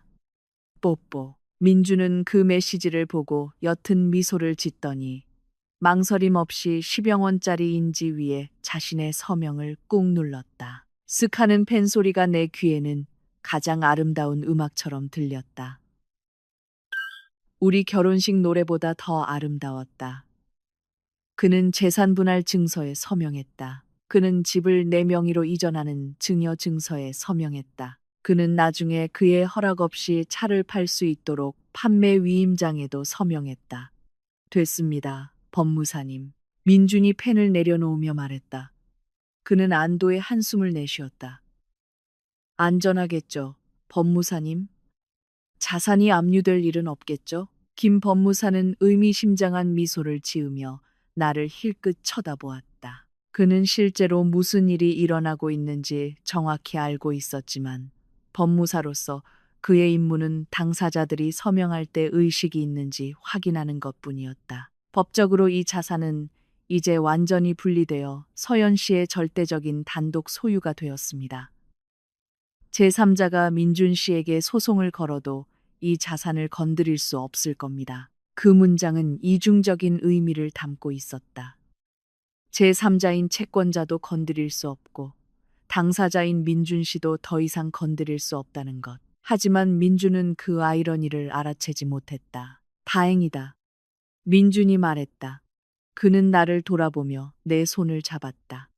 해결됐어, 자기야. 이제 걱정 마. 나는 그의 손을 잡았다. 이번에는 더 꽉. 고마워, 오빠. 우리를 위해 희생해줘서 오늘을 잊지 않을게. 나는 정말 오늘을 잊지 않을 것이다. 민준. 네가 기술적으로 노숙자가 된 날, 그리고 그 때문에 심지어 다행이다라고 말한 날, 우리는 법무사 사무실을 나왔다. 서울의 햇살은 뜨거웠지만 내 마음은 시원했다. 큰 단계 하나가 끝났다. 자산은 내 손에 안전하게 들어왔다. 법적으로 민주는 이제 내 집에 새들어 사는 것과 같다. 그가 운전하는 차는 내 차다. 이제 다음 단계로 넘어갈 시간이다. 그들의 정신을 파괴하는 것. 나는 그들에게 실제 폭탄을 떨어뜨리기 전에 승리의 환상을 줄 것이다. 나는 그들이 우쭐해지도록 내버려 둘 것이다. 나는 휴대폰을 꺼내 지훈에게 메시지를 보냈다. 완료. 서명. 봉인. 그리고 나는 휘파람을 불며 차로 향하는 민준을 쳐다보았다. 그는 행복해 보였다. 즐겨, 자기야. 너의 행복한 날들의 남은 시간을 즐겨. 왜냐하면 내일부터 나는 우리의 마지막 공연을 위한 무대를 준비할 거니까. 그리고 그 무대에서 너는 더 이상 주연이 아니야. 너는 그냥 소품일 뿐이야. 수요일, 내 인생과 민준의 인생을 그도 모르게 바꿔버린 공증서에 서명한 지 3일이 지났다. 그날 아침, 나는 일찍 일어나 옷장 위에서 로즈골드 색상의 기내용 캐리어를 꺼냈다. 출장용 옷, 블레이저, 세면도구를 챙기기 시작했다. 내 움직임은 여유로웠지만 내 눈은 여전히 침대에서 뒤척이는 민준을 힐끗거리고 있었다. 그는 자는 척했지만 나는 그가 깨어 있다는 것을 알았다. 그는 이 순간을 기다리고 있었다. 오늘 출발하는 거야, 자기. 민준이 잠에서 깬 특유의 잠긴 목소리로 물었다. 그는 앉아서 눈을 비볐다. 응, 오빠. 비행기가 아침 10시야. 방금 사장님이 전화하셨는데 싱가포르 투자자 미팅을 미룰 수가 없대. 그 비자금 이슈 때문에 투자자들이 불안해해서 내가 가서 상황 수습 좀 해야 해. 나는 실크 블라우스를 접으며 대답했다. 거짓말은 매끄럽게 흘러나왔다. 자주 할수록 더 진짜처럼 들렸다. 며칠이나 3일. 금요일 오후에 돌아와. 내가 대답했다. 나는 그의 눈에서 억지로 누르려는 기쁨의 빛을 보았다. 입꼬리가 실룩거렸다. 웃고 싶지만 참고 있었다. 집이 쓸쓸하겠네. 요즘 비도 오는데 같이 있으면 딱 좋은데. 연기 못하네. 민준. 어쩔 수 없잖아, 오빠. 커리어를 위해서, 그리고 우리 가상의 빚을 갚기 위해서라도. 나는 캐리어 지퍼를 잠그며 말했다. 집 잘 지키고 있어. 건강 잘 챙기고, 밤에는 문단속 잘하고. 알았어, 잔소리쟁이. 너도 조심하고. 창이 공항 도착하면 연락해. 그가 말했다. 그는 일어나 나를 안았다. 작별의 포옹, 유다의 포옹. 그의 몸은 따뜻했지만 그의 마음은 얼음장처럼 차가웠다. 나는 그가 내 뺨에 키스하게 내버려 두었다. 마음속으로 카운트다운을 했다. 3, 2, 1, 나 갈게. 택시가 앞에서 기다리고 있어. 내가 말했다. 나는 캐리어를 끌고 나와 기다리고 있던 택시에 탔다. 민주는 현관에서 슬픈 표정을 지으며 손을 흔들었다. 택시가 단지 모퉁이를 돌고 우리 집이 시야에서 사라지자 나는 긴 한숨을 내쉬었다. 기사님, 목적지 변경할게요. 내가 기사에게 말했다. 인천공항 아니고요. 그럼 어디로 가시죠, 손님? 이 단지 앞 큰 길에 있는 산티카 호텔로 가주세요. 가까운데요. 내가 무미건조하게 대답했다. 기사는 백미러로 나를 혼란스럽게 쳐다봤지만 고개를 끄덕였다. 알겠습니다, 손님. 나는 싱가포르에 가지 않았다. 나는 집에서 겨우 2km 떨어진 곳으로 갔다. 나는 전략적으로 위치한 삼성급 호텔에 체크인했다. 305호실에서 나는 내 전쟁 장비들을 풀었다. 노트북, 노이즈 캔슬링 헤드폰, 그리고 간식, 오전 10시. 나는 비행기에 탑승했어야 할 시간이었다. 나는 노트북을 열어 어제 민준이 출근했을 때 몰래 설치해둔 숨겨진 카메라 CCTV 모니터링 앱을 켰다. 카메라는 세 군데에 있었다. 거실에는 마크람의 벽장식 틈 뒤에, 부엌에는 냉장고 위 과자통 사이에, 그리고 안방, 우리의 신성한 침실에는 천장에 붙여둔 가짜 화재 경보 센서, 안에 바로 침대 위에 내 노트북 화면에는 세 개의 라이브 스트리밍 창이 떴다. 화질은 4K, 소리는 선명했다. 나는 거실에 있는 민준을 보았다.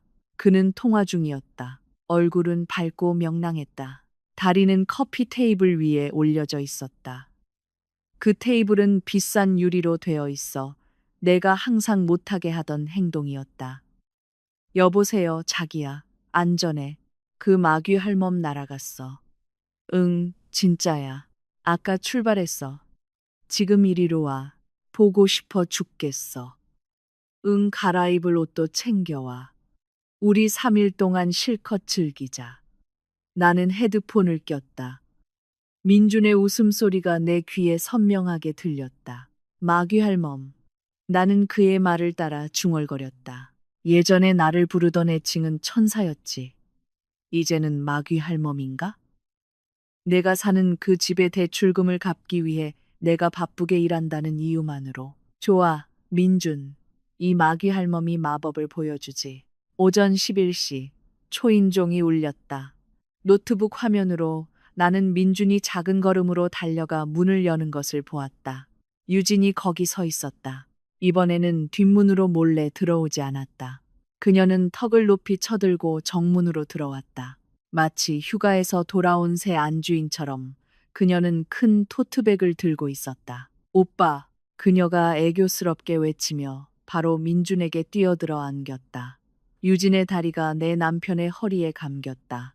그들은 이웃이 볼 수도 있는 대낮에 문지방에서 키스했다. 다행히 문이 굳게 닫혀 있었다. 드디어 자유다. 키스가 끝나자 유진이 한숨을 내쉬었다. 그녀는 안으로 들어와 가방을 소파에 던졌다. 내가 태국 출장에서 사온 실크 소파 쿠션 바로 위에. 배고파? 뭐 시켜 먹을까? 아니면 요리할까? 민준이 문을 닫고 잠그며 물었다. 요리해야지. 난 이상적인 아내잖아. 맨날 배달 음식이나 시켜 먹는 그녀랑은 다르지. 유진이 부엌으로 걸어가며 비꼬았다. 내 손은 호텔 책상 가장자리를 꽉 쥐었다. 이상적인 아내라니. 넌 저 최신 인덕션 레인지를 켜는 법도 모르잖아. 유진. 그리고 역시나 부엌 카메라에서 나는 유진이 인덕션 버튼을 누르며 혼란스러워하는 것을 보았다. 결국 민준이 켜주었다. 유진은 그저 애교스럽게 웃었다. 어휴, 이 인덕션 너무 복잡해. 그냥 가스레인지가 나아. 응, 서연이가 원래 이상한 거 좋아해. 모던한 척 하잖아. 민준이 맞장구 쳤다. 그들은 라면을 끓였지만 나를 화나게 한 것은 그것이 아니었다. 식사 후 유진은 내 집 투어를 시작했다. 그녀는 안방으로 들어갔다. 그녀는 내 옷장을 열었다. 미쳤다. 옷이 다 명품이네. 유진이 중얼거렸다. 그녀의 손가락이 내 재킷들을 만졌다. 그녀는 네이비색 이브닝 드레스를 꺼냈다. 4주년 기념일에 입었던 내 소중한 드레스. 오빠, 이거 예쁘다. 입어봐도 돼? 유진이 소리쳤다. 입어. 널 위해서라면 뭔들 못하겠어. 민준이 욕실에서 대답했다. 나는 화면을 보며 숨을 참았다. 그 여자는 옷을 아무렇게나 벗어던지고 내 드레스를 입었다. 그녀의 몸은 나보다 약간 더 통통해서 등지퍼가 좀 꼈다. 그녀는 억지로 올렸다. 찍. 그녀는 내 화장대 거울 앞에 섰다. 그녀는 클라이언트에게서 선물 받은 내 샤넬 넘버 5 향수를 집어들고 마치 모기약을 뿌리듯 목과 겨드랑이에 과도하게 뿌렸다. 30만 원짜리 향수병이 값싼 물건처럼 다뤄졌다. 어때, 오빠? 민준이 욕실에서 나왔을 때 그녀가 물었다. 정말 예쁘다. 서연이보다 네가 입으니까 더 예뻐. 서연이는 너무 말랐어. 합판 같아. 민준이 뒤에서 유진을 안으며 칭찬했다. 그녀의 목에 키스했다. 지금은 내 향수 냄새가 나는 목에 합판이지만 이 모든 시설 비용을 대는 사람이지. 오빠. 나는 노트북 화면에 대고 으르렁거렸다. 둘은 침대로 쓰러졌다. 어제 막 갈아놓은 깨끗한 흰색 시트가 바로 구겨졌다. 나는 안방 카메라 화면을 껐다. 저질 포르노 장면을 볼 필요는 없었다. 소리만으로도 나중에 법정에서 증거로 쓰기에 충분했다. 나는 오디오를 녹음했다. 한숨소리, 웃음소리, 그리고 그들의 입에서 나오는 저속한 말들. 섹스보다 더 고통스러운 것은 그 후의 대화였다. 베개 싸움. 오빠, 나중에 너희 이혼하면 이 집 팔 거야? 유진이 물었다. 팔지 말자, 자기야. 위치가 전략적이잖아. 우리가 그냥 살자. 서연이는 월급 많으니까 오피스텔 사거나 월세 살아도 돼. 우리 이 집 차지하자. 민준이 태연하게 대답했다. 동의. 나 이 페인트 색깔 바꾸고 싶어. 회색은 너무 우중충해. 파스텔 핑크나 크림색으로 하고 싶어. 유진이 말했다. 좋아. 나중에 이 방 새로 칠해서 서연이 냄새 없애버리자. 민준의 웃음소리. 눈물이 한 방울씩 뺨을 타고 흘러 노트북 키보드에 떨어졌다. 아팠다. 목숨 걸고 지켜온 사람에게 배신당하는 것은 너무나 아팠다. 민주는 단순한 바람을 피운 것이 아니었다. 그는 내가 내 땀으로 지은 집에서 내 존재를 지워버릴 작정이었다. 그는 그 집 등기부가 이미 내 이름으로 되어 있다는 것을 몰랐다. 그는 자기가 방금 법적으로 자기 것이 아닌 집의 리모델링을 계획했다는 것을 몰랐다. 꿈이나 실컷 꿔라. 민준, 유진, 나는 갈라진 목소리로 속삭였다.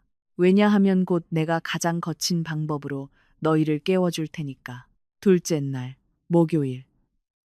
나는 호텔 방에서 뒤섞인 감정으로 시간을 보냈다. 노트북 화면을 통해 그들을 보는 것은 마치 내 망가진 삶의 리얼리티 쇼를 보는 것 같았다. 유진은 점점 더 대담해졌다. 그녀는 자기 개인 물품들을 안방 욕실로 옮기기 시작했다. 칫솔, 세안제, 수건. 그녀는 심지어 내 칫솔을 세면대 서랍에 치워버리고 칫솔 꽂이에 자기 것을 대신 꽂았다. 그녀가 내 자리를 밀어냈다는 상징적인 행동이었다.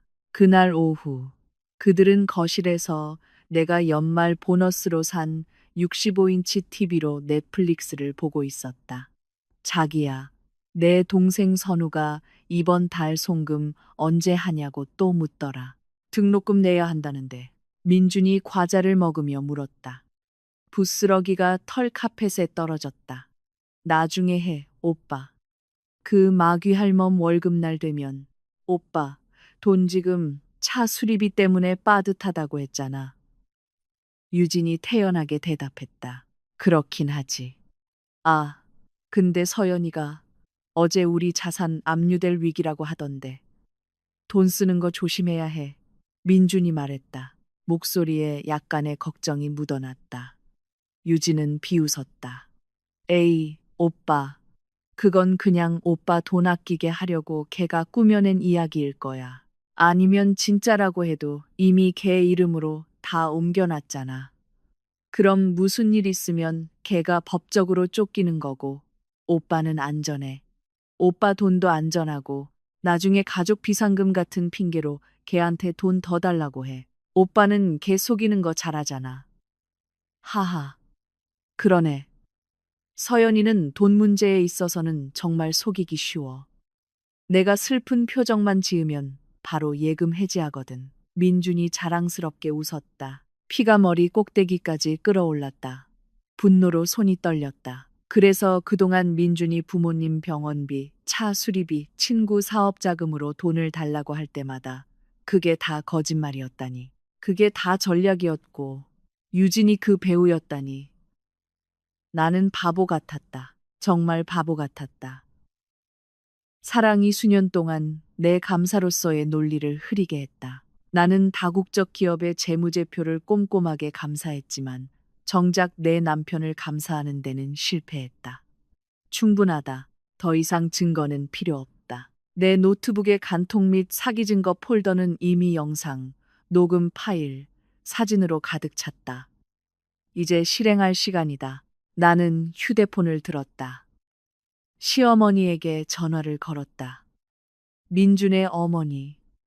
나를 매우 아껴주시는 연로한 분.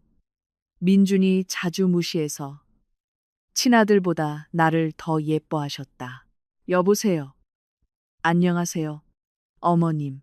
나는 목소리를 밝게 했다. 어머, 서연이구나, 아가. 잘 지내니? 웬일로 이 시간에 전화했어? 일 안 하니? 어머니의 부드러운 목소리가 전화기 너머로 들렸다. 가슴이 철렁했다.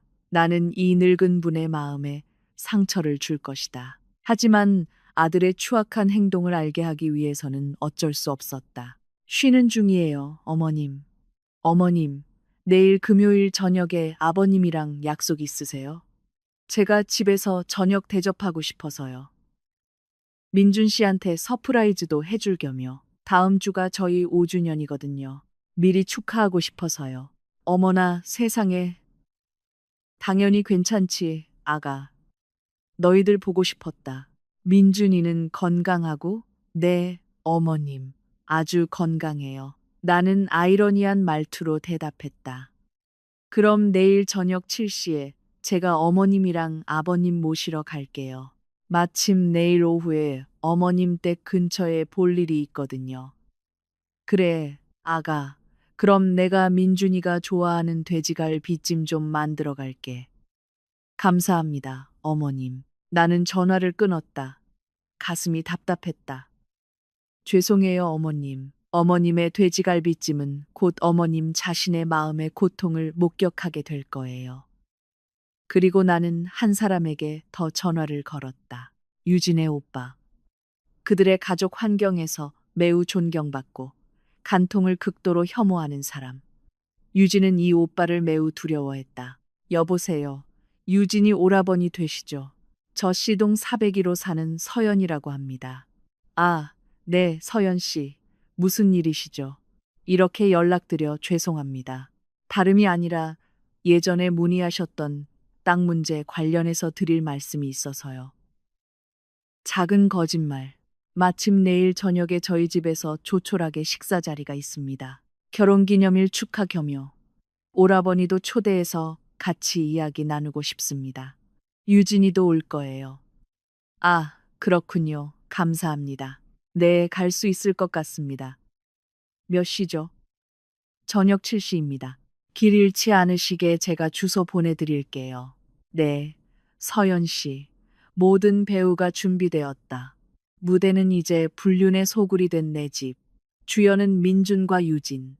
VIP 관객은 시부모님과 유진의 오빠. 감독은 나.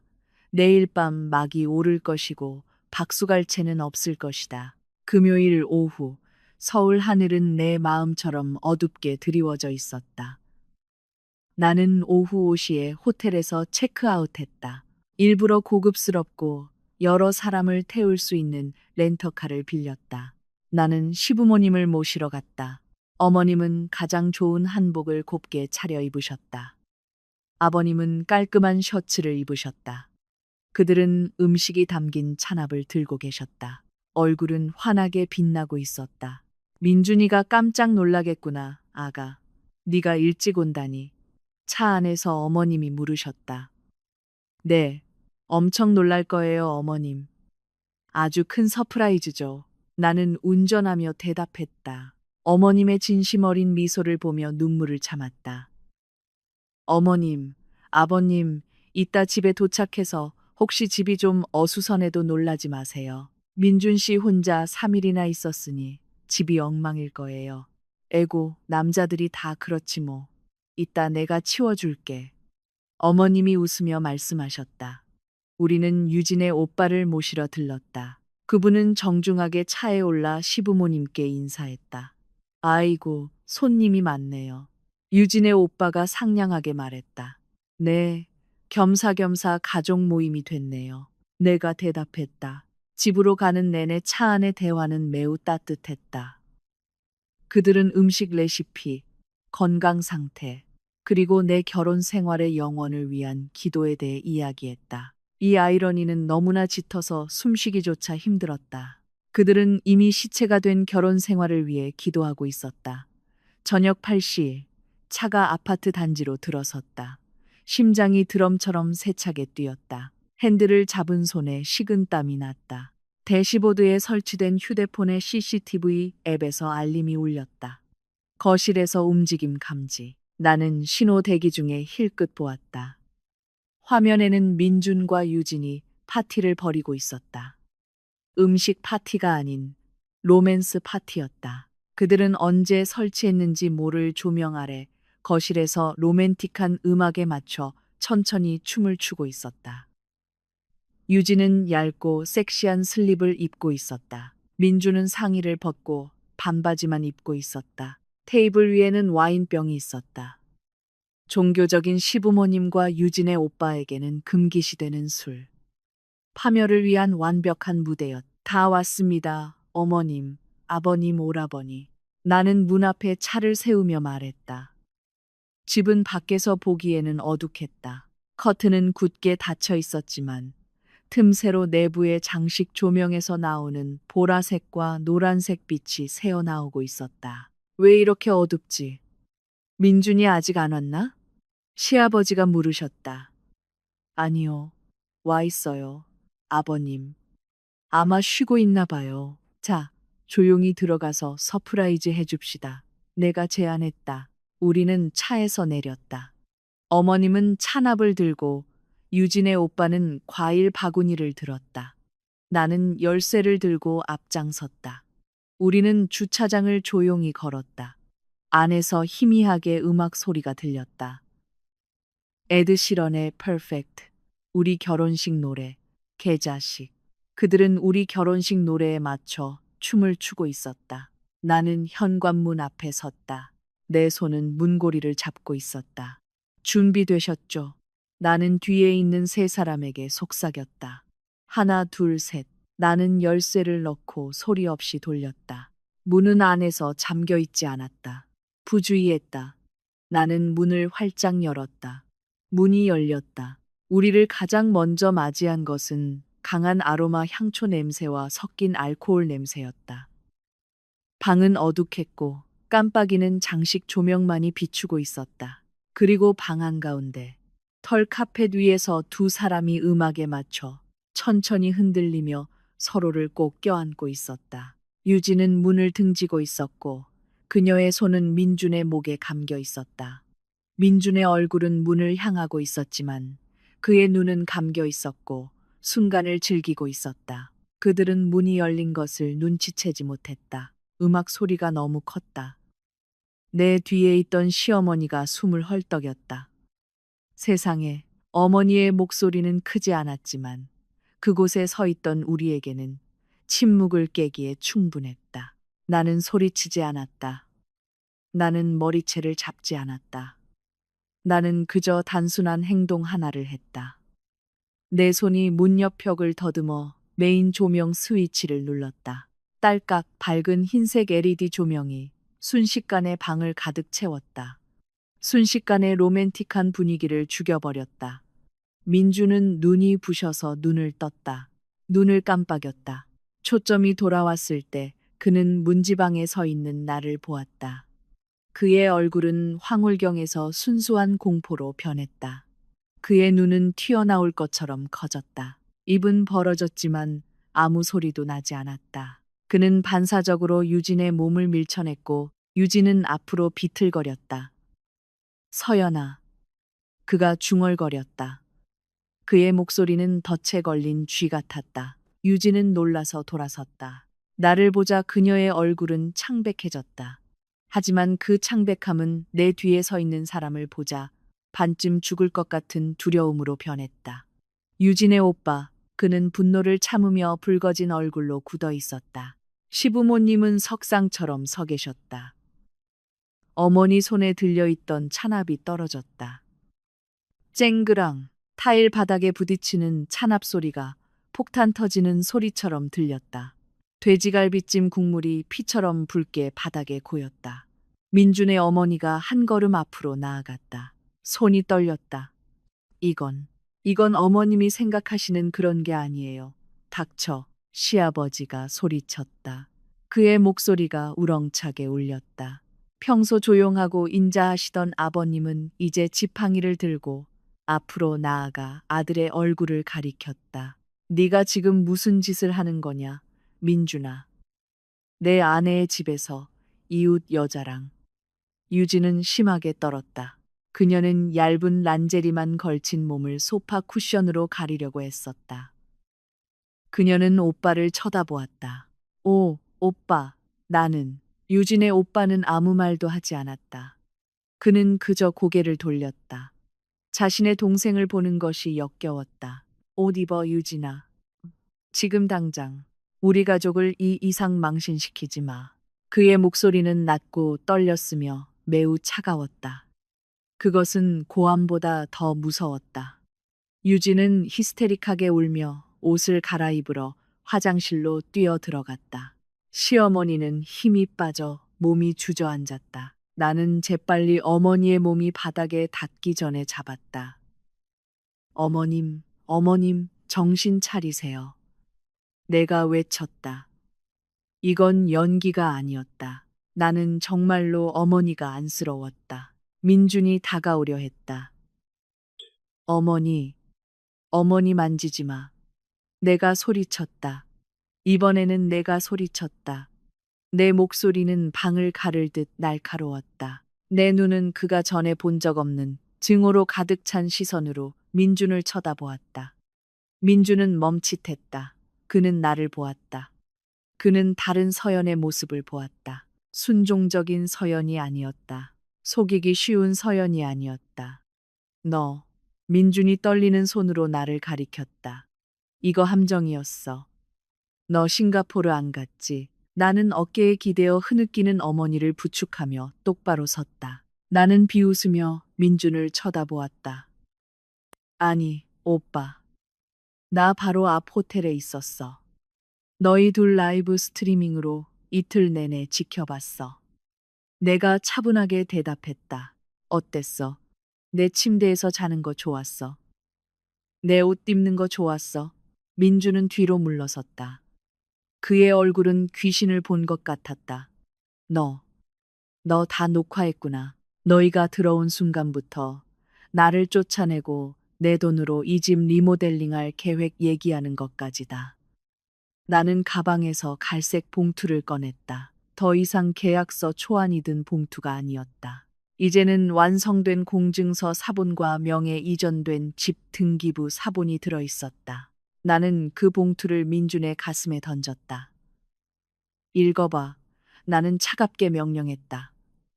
민준은 어설프게 그것을 잡았다. 그는 내용물을 꺼냈다. 증서 제목을 읽자 그의 손이 심하게 떨렸다. 증여 및 재산 분할 증서. 회사 파산 위기에서 재산을 구한다고 했지. 나는 조롱하는 말투로 물었다. 축하해. 오빠. 성공했네. 이 재산은 이제 안전해. 완전히 내 소유가 되어서 안전해. 절대적으로. 그리고 너는 이제 이 집, 차고에 있는 차, 그리고 네가 나한테 이체한 저축에 대해 단 1원의 권리도 없어. 민준의 눈은 조항을 하나씩 읽으며 커졌다. 그는 자신이 완전히 속았다는 것을 이제야 깨달았다. 그는 어제 자발적으로 한 서명이 자신의 재정적 사망 선고서였다는 것을 이제야 깨달았다. 서연아 네가 날 함정에 빠뜨렸어. 그가 속삭였다. 눈물이 나오기 시작했다. 후회의 눈물이 아니었다. 자신이 가난해졌다는 것을 깨달은 두려움의 눈물이었다. 유진이 화장실에서 나왔다. 옷은 다 입었지만 머리는 헝클어져 있고 눈은 부어 있었다. 유진의 오빠가 즉시 유진의 팔을 거칠게 잡아 끌었다. 집에 가서 해결해. 네, 전 남편 부모님께도 연락할 거야. 모두 내 행실을 알게 될 거야. 유진의 오빠가 소리쳤다. 그는 유진을 끌고 나갔다. 유진은 울부짖었다. 민준 오빠, 나 좀 도와줘. 하지만 민준은 누구도 도울 수 없었다. 그 자신도 가라앉고 있었다. 유진이 끌려나간 후 방은 조용해졌다. 어머니의 울음소리만 들렸다. 오빠, 내가 조용히 불렀다. 민준이 나를 쳐다보았다. 그의 얼굴은 망가져 있었다. 서연아, 미안해. 내가 미쳤었어. 우리 다시 시작할 수 있잖아. 그렇지. 짐 싸. 내가 말을 끊었다. 뭐? 내 짐 싸라고. 옷, 바지, 개인 서류. 캐리어에 넣어. 지금 당장. 30분 줄게. 서연아, 이 집은 내 집이기도 하잖아. 아니, 나는 그의 손에 있는 등기부를 가리켰다. 다시 읽어봐. 내 집이야. 너는 이제 환영받지 못하는 손님일 뿐이야. 오늘 밤 당장 나가. 아니면 내가 단지 경비랑 경찰 부를 거야. 간통이랑 무단 침입 혐의로. 잔인하네, 서연아. 내가 고통받는 동안 상간녀랑 춤추고 내 재산 뺏을 계획 세우던 너보다 더 잔인할까. 내가 날카롭게 반박했다. 빨리 싸. 안 그러면 마당에서 네 옷 다 태워버릴 거야. 민주는 선택의 여지가 없었다. 아버지의 실망스러운 시선과 어머니의 울음소리 아래 그는 비틀거리며 방으로 걸어갔다. 어깨는 축 처져 있었다. 그는 작고 약하고 비참해 보였다. 나는 시어머니를 꽉 안았다. 죄송해요, 어머님. 제가 이렇게 해야만 했어요. 제 자존감을 짓밟은 남자랑은 살 수 없어요. 어머니는 내 품에서 고개를 끄덕이며 흐느꼈다. 네가 오라 아가, 네가 오라. 내가 아들 교육을 잘못 시켰어. 쫓아내 아가. 그는 너한테 자격이 없어. 그날 밤 민준과 유진이 계획했던 파티는 우리 결혼의 장례식으로 변했다. 그리고 그 마귀 할멈은 그 폐허 위에 서서 물리적 폭력 없이 저속한 욕설 없이 오직 한 장의 종이와 하나의 전등 스위치로 완전한 승리자가 되었다. 서울 가정법원. 그 습격의 밤으로부터 2주 후 법원 복도의 분위기는 차갑고 낯설었다. 사람들은 기다란 의자에 앉아 침울하거나 화가 나거나 지친 표정으로 앉아 있었다. 나는 깨끗한 흰색 블레이저를 입고 그곳에 앉아 있었다. 내 굳어버린 마음과는 대조적이었다. 내 옆에는 지훈이 서류를 뒤적이며 편안하게 앉아 있었다. 마치 평범한 사무실의 하루인 것처럼. 복도 건너편에는 민준이 혼자 앉아 있었다. 그는 초라해 보였다. 셔츠는 구겨져 있었다. 아마도 그의 새로운 고시원에서 직접 다림질을 했는데 서툴렀을 것이다. 눈 밑에 다크서클이 선명했다. 그는 감히 나를 쳐다보지 못했다. 그는 고개를 숙이고 떨리는 손가락을 만지작거렸다. 그를 변호하는 변호사는 없었다. 좋은 변호사를 고용할 돈이 없는 것 같았다. 조정은 완전히 실패했어. 지훈이 내게 속삭였다. 그는 여전히 재산 분할을 고집하고 있어. 그 증서에 서명할 때 속았다고 주장하더라. 나는 옅은 미소를 지었다. 판사 앞에서 무슨 말을 하든 내버려둬. 서류는 거짓말을 못하니까 우리는 안으로 불려 들어갔다. 방 안에서 재판장은 두꺼운 안경 너머로 우리 둘을 쳐다보았다. 민주는 애원하려 애썼다. 그의 목소리는 갈라지고 애처로웠다. 존경하는 재판장님, 저는 함정에 빠졌습니다. 제 아내가 회사 파산에 대해 거짓말을 해서 제가 집과 차에 대한 권리를 포기하는 서류에 서명하게 만들었습니다. 그것은 우리 둘의 재산입니다. 재판장님, 결혼 초에는 저도 대출금을 갚았습니다. 민준이 절망적인 목소리로 외쳤다. 재판장은 나와 지훈 쪽으로 고개를 돌렸다. 원고 측 답변 있습니까? 지훈이 침착하게 일어섰다. 그는 핵무기를 꺼냈다. 원본 공증서입니다. 재판장님, 지훈이 말했다. 그의 목소리는 확고하고 위험 있었다. 제 의뢰인은 피고가 의식 있고 심신이 건강한 상태에서 합법적인 법무사 앞에서 서명한 재산 분할 증서와 증여 증서라는 확실한 증거를 가지고 있습니다. 강요의 요소는 없었습니다. 심지어 법무사 사무실의 CCTV 녹화 영상에는 피고가 문서를 서명할 때 미소를 짓고 행복해 보이는 모습이 담겨 있습니다. 지우는 김 법무사 사무실 CCTV에서 찍은 스크린샷 사진 증거를 제출했다. 민준이 유진에게서 카톡 메시지를 받고 서명한 후 활짝 웃던 사진. 그 미소는 이제 치명적인 부메랑이 되었다. 뿐만 아니라 지훈이 계속했다. 이 이혼의 사유는 경제적인 문제가 아니라 피고가 반복적으로 저지른 간통입니다. 저희는 피고가 다른 여성에게 자금을 흘려보낸 것을 보여주는 영상, 사진, 그리고 계좌 거래 내역을 증거로 제출하며 이는 피고가 그 여성을 부양하기 위해 아내에 대한 재정적 의무를 저버렸음을 증명합니다. 민준의 얼굴이 창백해졌다. 그는 더듬거렸다. 하지만 피고, 재판장이 단호한 목소리로 말을 끊었다. 당신은 성인 남성입니다. 당신은 공증서에 서명했습니다. 법의 눈에는 그 서명이 구속력이 있습니다. 물리적 강요에 증거 없이 속았다고 느낀다는 이유만으로 법적 계약을 취소할 수 없습니다.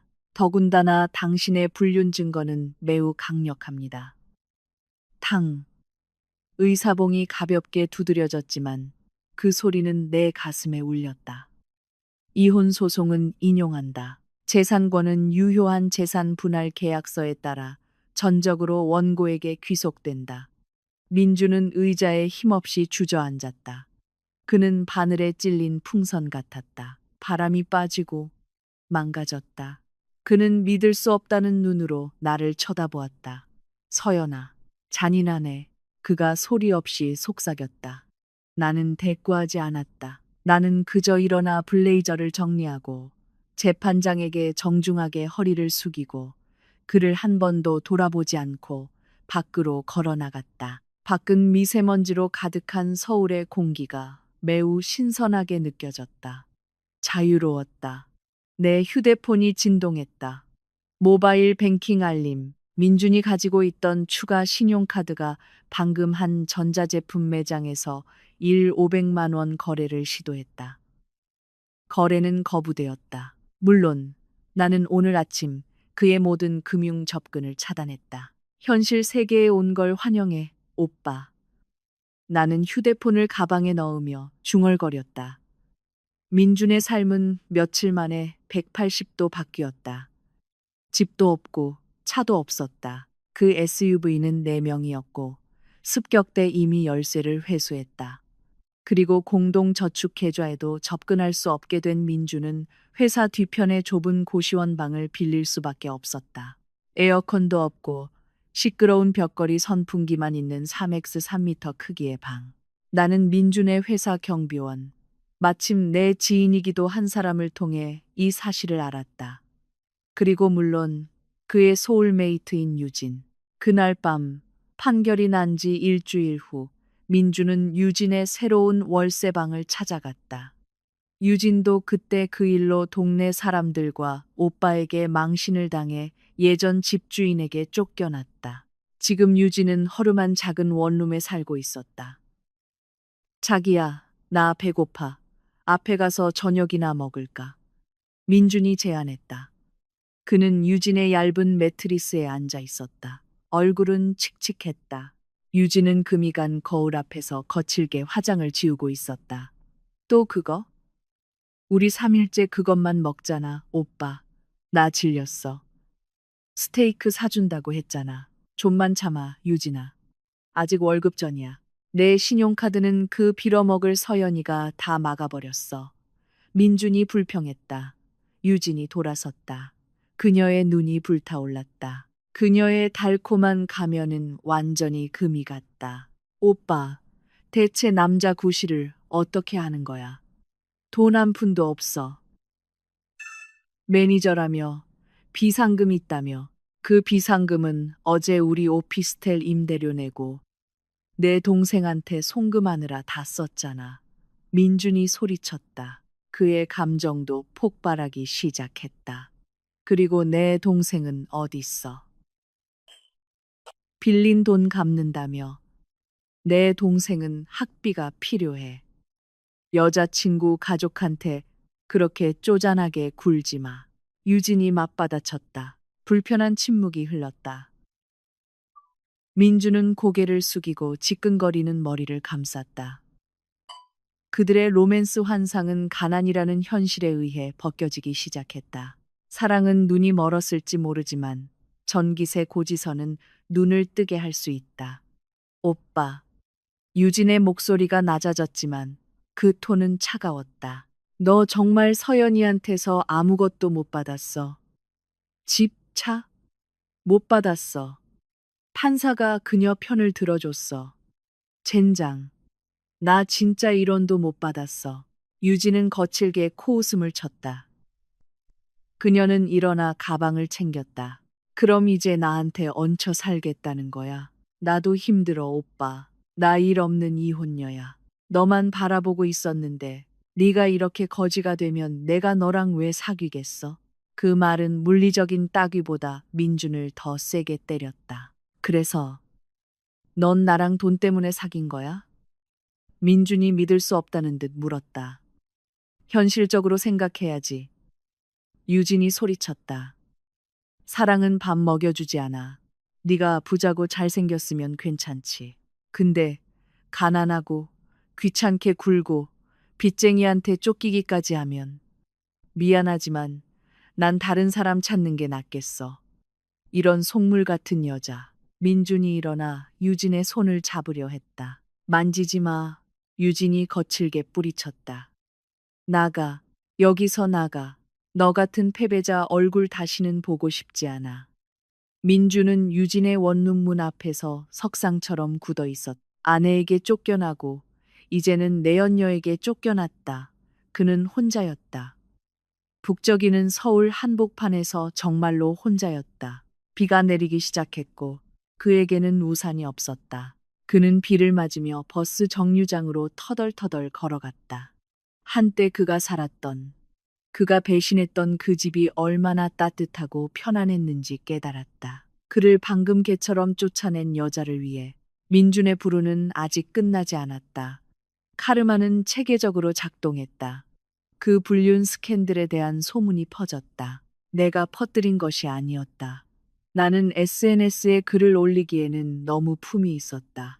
하지만 세상은 좁았다. 민준의 회사 인사팀 직원 중 한 명이 시어머니, 즉 민준 어머니의 먼 친척이었다. 경찰과 종교 지도자가 연루된 그 습격 소식은 대가족의 귀에 들어갔고 결국 회사까지 퍼졌다. 민준이 일하는 회사에서는 청렴이 최우선이었다.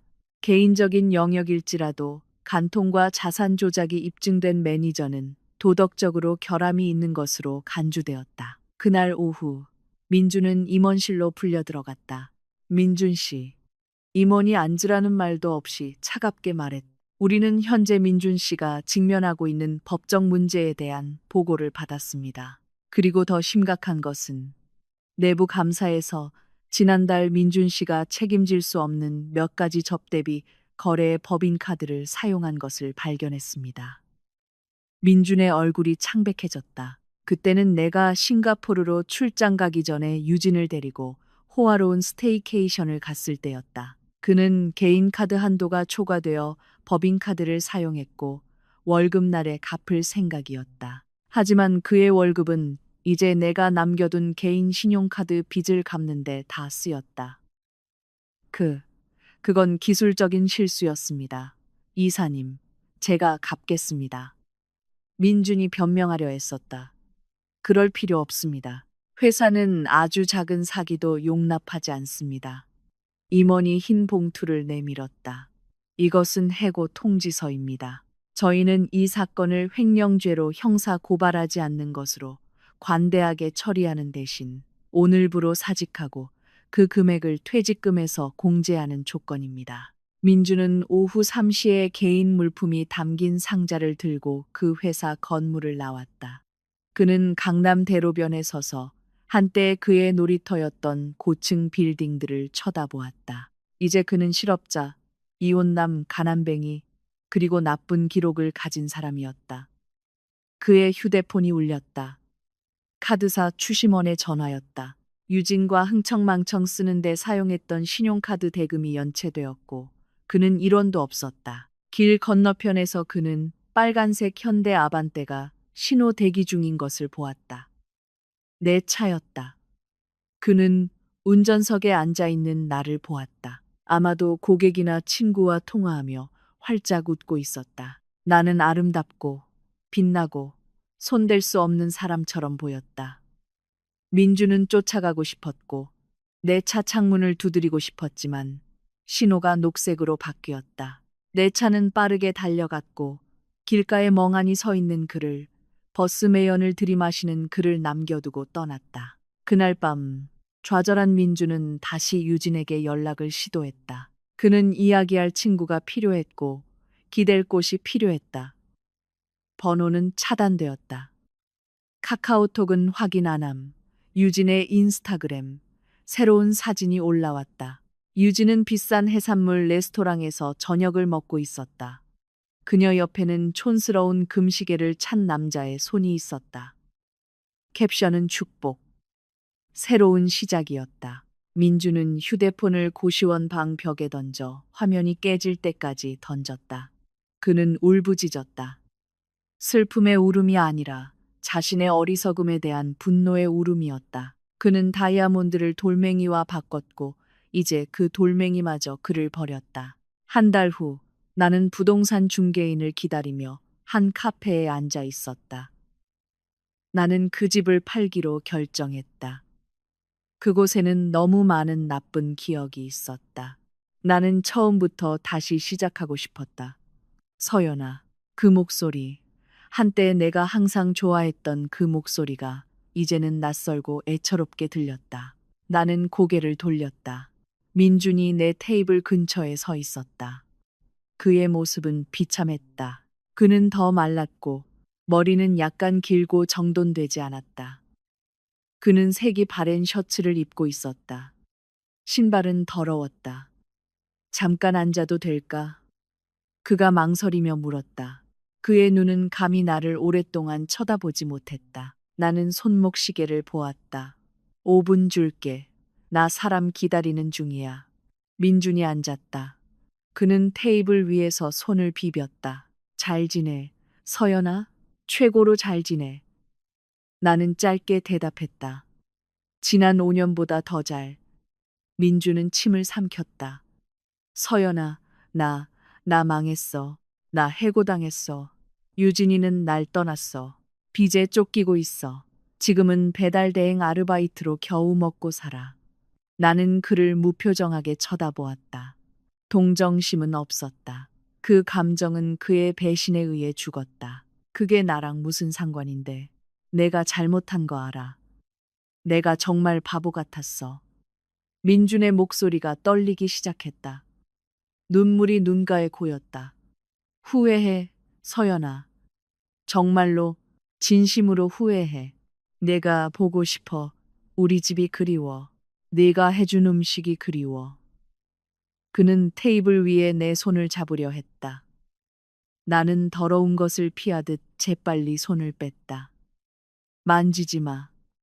나는 날카롭게 쏘아붙였다. 서연아, 제발 2번째 기회를 줘. 민준이 다른 손님들이 보는 것도 아랑곳하지 않고 조용히 흐느끼기 시작했다. 내 발밑에 엎드릴게. 내 집에서 하인이 될게. 너랑 다시 함께 할 수만 있다면. 나한테 진심이었던 여자는 너뿐이라는 걸 깨달았어. 유진이는 악마였어, 서연아. 나는 긴 한숨을 내쉬었다. 나는 그의 눈을 똑바로 쳐다보았다. 예전에는 그 눈에서 미래를 보았다. 네가 그리운 게 나야. 아니면 내가 제공했던 안락함이야. 내 음식이 그리운 거야. 아니면 내 인생을 돌봐줄 공짜 하녀가 그리운 거야? 나를 아프게 한 걸 후회하는 거야.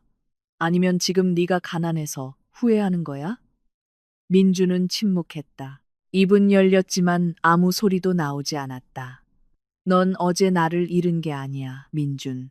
넌 바람 피울 생각을 처음 했을 때 나를 잃었어. 넌 그 여자를 우리 침대로 데려왔을 때 나를 잃었어. 내 재산을 차지할 계획을 세웠을 때 나는 지갑을 꺼내 5만 원짜리 지폐 한 장을 꺼냈다. 나는 그것을 테이블 위에 놓았다. 이건 밥 사 먹거나 오늘 일할 돈 내는데 보태라고 주는 마지막 자선이라고 생각해. 이 이후로 내 앞에 다시는 나타나지 마. 내 회사나 새 아파트 근처에 얼씬거리면 희롱 혐의로 경찰 부를 거야. 서연아, 내 시간 끝났어. 나는 차갑게 말했다. 바로 그때 단정한 차림의 젊은 여성인 부동산 중개인이 우리 테이블로 다가왔다. 서연 씨, 늦어서 죄송합니다. 집매매 계약서 서명 준비 다 됐습니다. 그 말을 듣자 민준의 눈이 휘둥그레졌다. 너, 너 우리 집을 팔았어? 나는 민준을 완전히 무시하고 중개인에게 미소 지었다. 가시죠.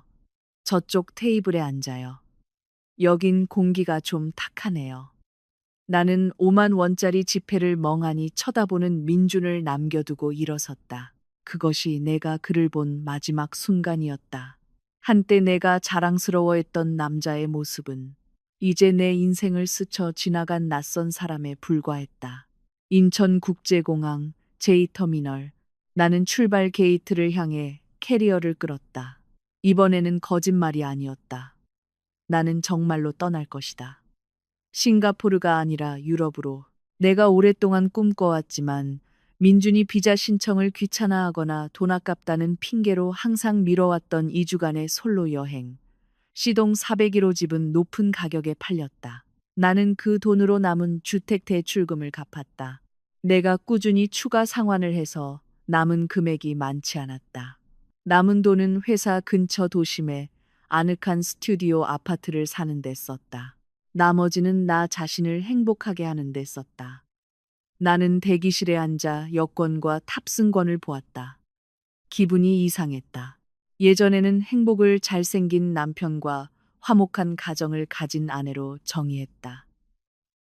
나는 완벽해지려고 노력했다.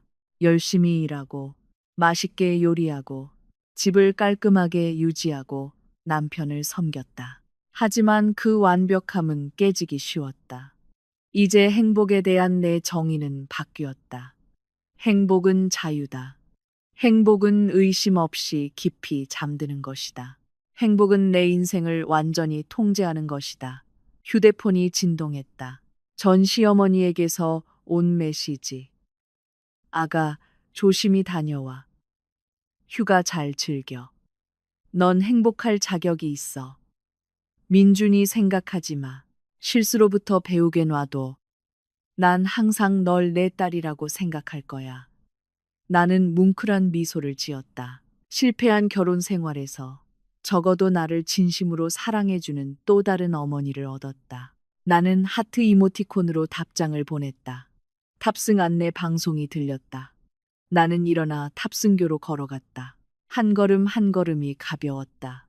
마치 오랫동안 어깨에 짊어지고 있던 무거운 짐, 완벽한 아내가 되어야 한다는 부담감, 의심의 짐, 배신의 짐이 하나씩 떨어져 나가는 것 같았다. 어제 카페에서 본 민준의 얼굴이 떠올랐다. 후회로 가득 찬 얼굴. 언젠가 그는 다시 일어설지도 모른다. 아닐 수도 있다. 더 이상 내 일이 아니다.